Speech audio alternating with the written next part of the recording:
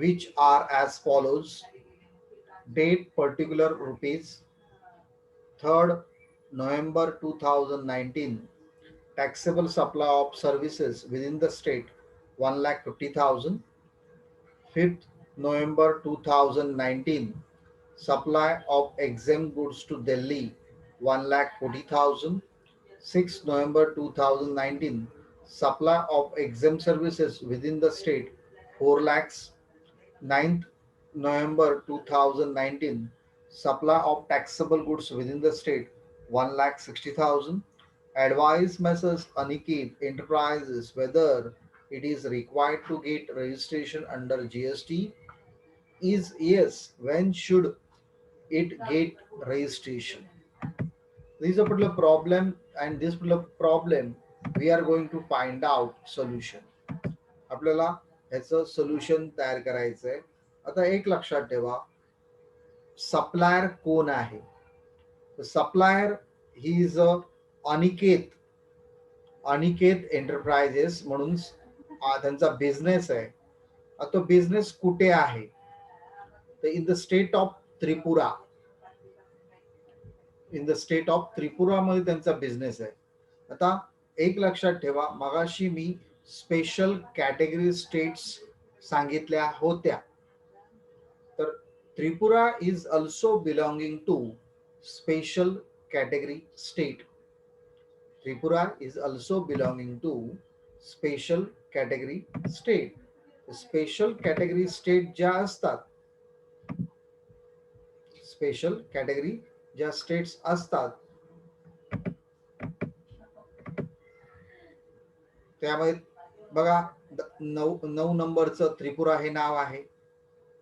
तर त्या तिथे जर एखादा बिझनेस करत असेल गुड सप्लाय किंवा सर्व्हिसेस सप्लायचा, तर सप्लाय ऑफ गुड्स असेल तर 20 लॅक्स. सप्लाय ऑफ गुड्स असेल तर 20 लॅक्स आणि सप्लाय ऑफ सर्व्हिसेस असेल तर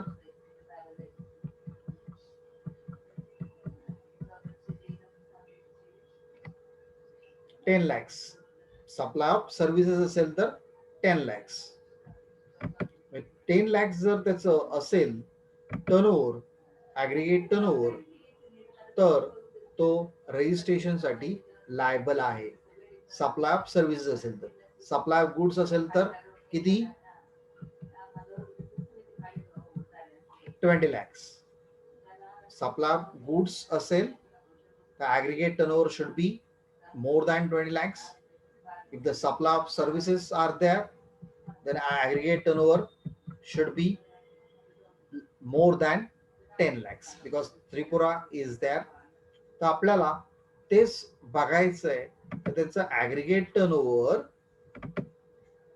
गुड्स आहे का सर्व्हिसेस आहे. तर इथे बघितलं तर बघा, ही पहिलं ट्रान्झॅक्शन सांगितलं टॅक्सेबल सप्लाय ऑफ सर्व्हिसेस आणि टॅक्सेबल सप्लाय ऑफ गुड्स. परत सर्व्हिसेस सांगितलं एक्झाम आणि टॅक्सेबल गुड्स. तर जर तो गुड्स आणि सर्व्हिसेस दोन्ही घेत असेल, दोन्ही देत असेल, सप्लाय बाईंग अँड सेलिंग करत असेल, तर त्यावेळेस 10 लाख पर्यंत त्याचं ॲग्रिगेट टर्नओव्हर असलं पाहिजे असं रूलमध्ये सांगितलेलं आहे. असं रूलमध्ये सांगितलेलं आहे. These things you should keep in mind. तर इथे बोथ गुड्स अँड सर्व्हिसेस तो सप्लाय करतोय, तर तो त्रिपुरा मधला स्टेट मधला असेल तर त्याचा ॲग्रिगेट टर्नओव्हर किती पाहिजे? 10 लॅक्स. त्याचा ॲग्रिगेट टर्नओव्हर 10 लॅक पाहिजे. आणि जर 10 लॅक्स झालं तरच तो रजिस्ट्रेशन करण्यासाठी एलिजिबल आहे. Yes, I hope you understood. तुम्हाला कळतंय मी काय बोलतोय? कोणाला काय डाऊट नसेल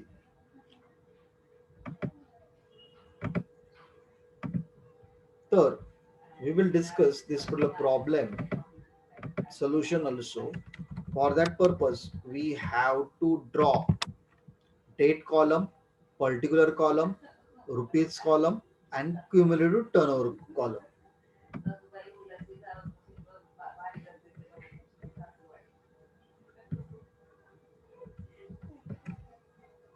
First transaction 3rd November 2019.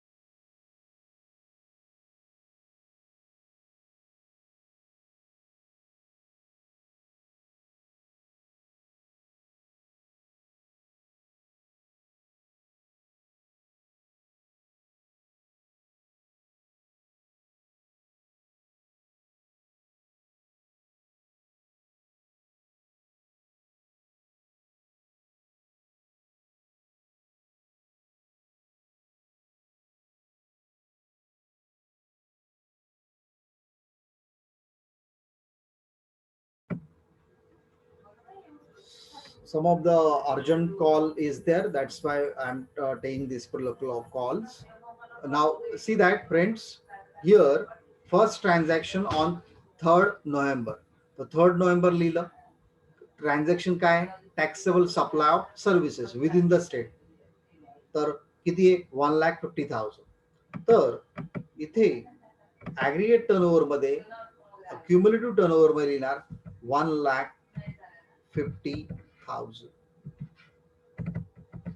Cumulative turnover मध्ये किती लिहिणार, 1,50,000. आता एक लक्षात ठेवा, 3 तारखेला मेसर्स अनिकेत एंटरप्राइजेसचा टर्नओव्हर किती आहे, 1,50,000. म्हणजे अनिकेत एंटरप्राइजेसचा टर्नओव्हर 10 लाख झालेला नाही. ज्या दिवशी तो 10 लाख होईल त्या दिवसापासून मेसर्स अनिकेत एंटरप्राइजेस रजिस्ट्रेशन करण्यासाठी लायबल असेल. तर ते आपल्याला शोधायचं आहे. तर त्यानंतर नेक्स्ट डेट आपण घेणार 5th November. Again supply of exempt goods to Delhi 1,40,000. आता इथे अगोदरचे 1,50,000 प्लस 5 तारखेचे 1,40,000 टोटल 2,90,000. टोटल झाली 2,90,000. 2,90,000 10 लाखाची बॉर्डर क्रॉस करत नाही, म्हणून आपण पुढच्या ट्रान्झॅक्शन कडे जाऊ. पुढचं ट्रान्झॅक्शन आहे on 6 November. Again supply of exempt services. तर ते घेऊ शकतो आपण. एक्झेम सर्व्हिसेस ऍग्रिगेट टर्नओव्हर मध्ये येतं. तर 2,90,000 अगोदरचा टर्नओव्हर, अगोदरच्या दिवसाचा, plus new turnover 4 lakh. Total that is 6,90,000. किती झाले, 6,90,000. आता 6,90,000 सुद्धा 10 लाखाची बॉर्डर क्रॉस होत नाही, म्हणून आपण नेक्स्ट ट्रान्झॅक्शन घेतलं. It is on 9th November. Again supply of taxable goods with in the state. किती जे झाले, 1,60,000. तर अगोदरचे 6,90,000 प्लस करंट ट्रान्झॅक्शनचे टॅक्सेबल गुड्स आहेत 1,60,000. टोटल झाली त्याची किती, 8,50,000. टोटल किती झाली, 8,50,000. Now if you see that, आपल्याला जर एखादा व्यक्ती त्रिपुरामध्ये बिझनेस करत असेल, त्याचा ऍग्रिगेट टर्नओव्हर जोपर्यंत 10 लाखापर्यंत होत नाही, आता 4 ट्रान्झॅक्शन संपले, there is no any other transaction, तर त्यांनी टोटल टर्नओव्हर त्याचा किती आहे, टोटल टर्नओव्हर त्याचा 8,50,000 आहे.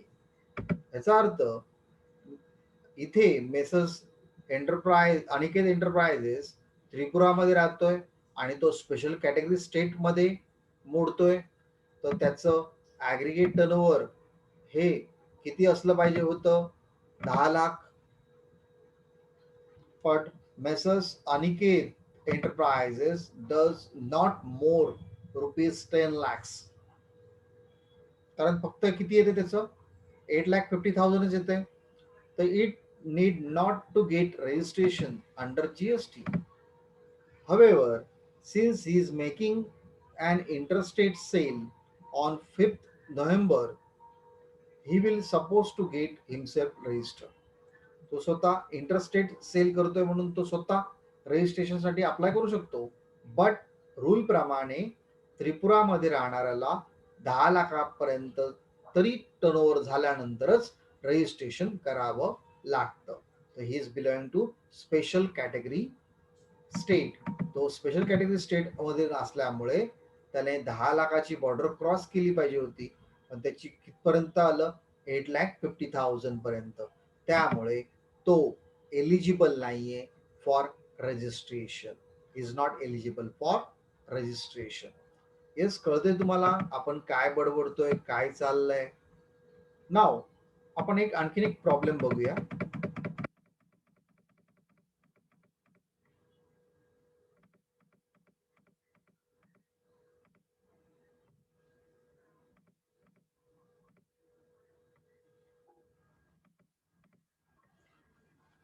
Mr.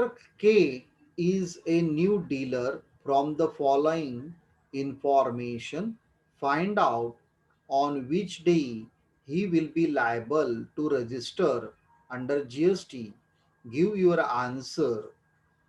दिलाय date, purchases, sales, taxable, tax free, taxable, tax free and date दिल्यात. प्रत्येक डेटला त्यांनी टॅक्सेबल परचेस किती केले, टॅक्स फ्री परचेस किती केले, असं त्यांनी दिलेलं आहे. तर आपल्याला सुरुवातीला फाइंड आउट करावं लागेल. वी शुड फाइंड आउट त्याचं person is liable to get registration under GST. Person registration करण्यासाठी लायबल होऊ शकतो जर if his aggregate turnover is more than 40 lakhs. त्याचा ॲग्रिगेट टर्नओव्हर किती पाहिजे, मोर दॅन 40 lakhs. आपण 40 lakhs का ठरवतोय, कारण मिस्टर के आहे, तो कुठून आहे त्यांनी सांगितलं नाही, तर आपण ॲझ्युम करायचं his belong to Maharashtra. They are not providing information. So problem is silent about the state. So we will assume that Mr. K is belonging to Mumbai. तर मुंबई मधला किंवा महाराष्ट्रामधला डीलरला रजिस्ट्रेशन करण्यासाठी ॲग्रिगेट टर्नओव्हर किती लागेल, सांगितलंय मोर दॅन 40 lakhs. तर ॲग्रिगेट टर्नओव्हर मध्ये काय काय येतं, taxable and exempt supply, taxable and exempt supply. तर आपल्याला तेच काढायचं, टॅक्सेबल आणि एक्झेम सप्लाय काय काय आहे, that we have to find out.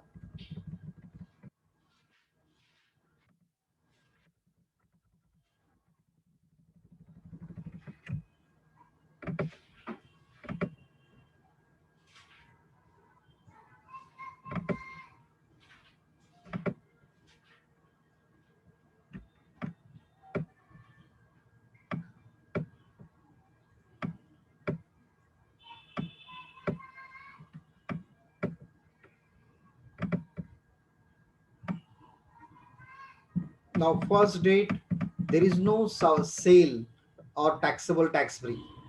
Then 4th April 2018, 16 lakhs and 1,40,000, taxable 1 lakh 16 lakh and tax free 1,40,000. So we will write here 4th April 2018, taxable sale and tax free sale 16 lakh and 1,40,000. 16 lakh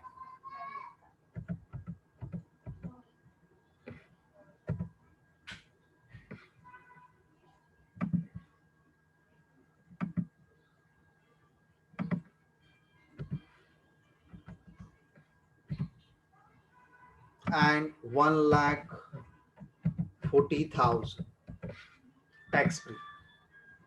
तर ह्या दोघांची आपण total करायची, तर total किती येते, 16 lakh plus 1,40,000, total येते 17,40,000.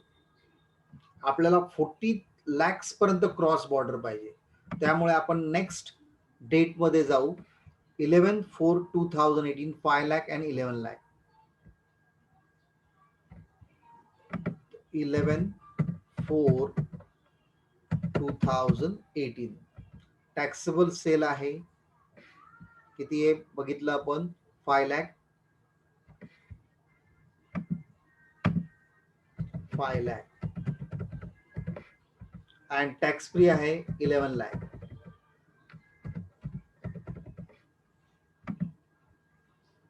तर total we have to find out the 17 lakh 40,000 previous date balance plus 5 lakhs and 11 lakh. It means 16 lakhs.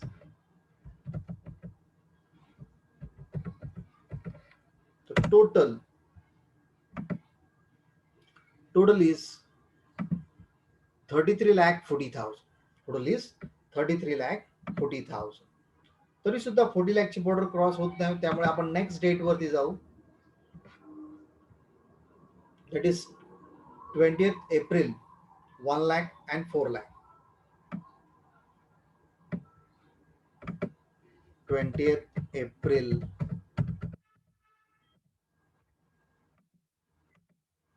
1 lakh and 4 lakh.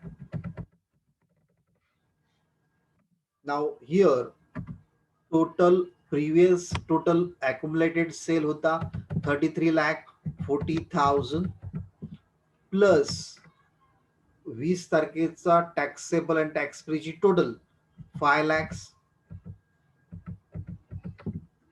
तर टोटल झालं 38 lakh 40,000. स्टील 40 लाखची बॉर्डर क्रॉस झाली नाही, म्हणून नेक्स्ट डेटला आपण जाऊ. 30 एप्रिलला काहीच नाहीये. देन 2 मेला टॅक्सेबल सेल आहे 5 lakh आणि टॅक्स फ्री सेल आहे 1,50,000. So we will write here 2nd May 2018, 5 lakh and 1,50,000. 5 lakh and 1,50,000. The previous date sale 38 lakh 40,000 plus 5 lakh plus 1,50,000 is 6 lakh 50,000.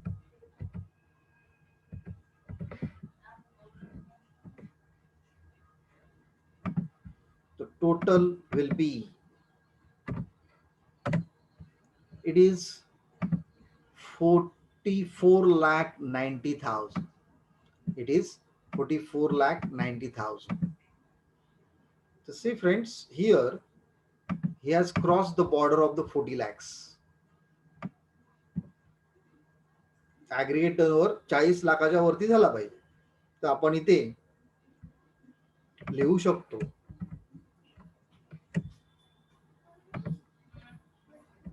Mr. A, who is Mr. A or K is liable for registration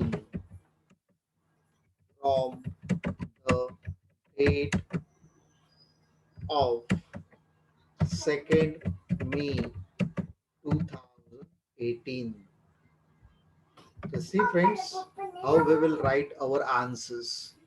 What they say, to find out which day he will be liable to be registered under GST. So we can write here, he will be liable for registration. He will be liable for registration under GST from 2nd May 2018. 2nd May 2018 का? Because त्याने aggregate turnover more than 40 lakhs आलाय. त्याचा total किती झालाय 44 lakh 90,000. These are answer. So I hope you understood. कळत असेल तुम्हाला आपण काय केलं. तर लक्षात ठेवा, तर रजिस्ट्रेशन करण्यासाठी aggregate turnover more than 40 lakhs असेल. स्पेशल कॅटेगरी स्टेटसाठी it is 20 lakhs. For goods सर्व्हिसेससाठी if the person belong to Tripura, Mizoram, Nagaland, तर then it is 10 lakhs. If the services and goods दोन्ही सुद्धा असेल तर rest of the state 20 lakhs aggregate turnover असतो. तर हे लक्षात ठेवा. हे दोन्ही लेक्चर्स मी यूट्यूबवरती परत टाकणार आहे. तुम्ही ते परत बघा, नोट्स आहेत त्या लिहून घ्या. And it is very important for multiple choice questions. मी काही problem based multiple choice questions देणार आहे. त्यामुळे तुम्हाला हे समजणं महत्त्वाचं आहे. Any students, if you have any doubt regarding registration or any problem, तुम्ही व्हॉट्सअपवरती शेअर करू शकता अँड आय विल डिस्कस. कोणाला काय प्रॉब्लेम आहे का आता, एनी डाऊट? आणि आय होप तुम्ही पास झाला आहात सेमिस्टर 5 चांगल्या मार्काने. आणि तुम्ही आता 6 सेमिस्टरवरती कॉन्सन्ट्रेट करा. तुमची एक्झाम एप्रिल महिन्यामध्ये आहे, हे तुम्ही लक्षात ठेवा. तर हे लेक्चर मी परत तुमच्या यूट्यूबवरती ठेवतो. तुम्ही ते परत रिपीट बघा. कोणाला डाऊट असेल तर तुम्ही मला शेअर करू शकता. मी तुम्हाला 2 मिनटं देतो. रजिस्ट्रेशनबद्दल आपण प्रॅक्टिकल प्रॉब्लेम बघितले. कोणाला डाऊट आहे तुम्ही मला सांगा. You can put in chat box also. There is no problem. Okay, I don't think you have doubt. I will stop here right now. तुम्ही हे सर्व तुमच्या वहीमध्ये लिहून काढा. ओके, तर आजचं लेक्चर आपण इथे स्टॉप करूया. We will discuss further practical problems also in our next lecture. Okay, bye, good night.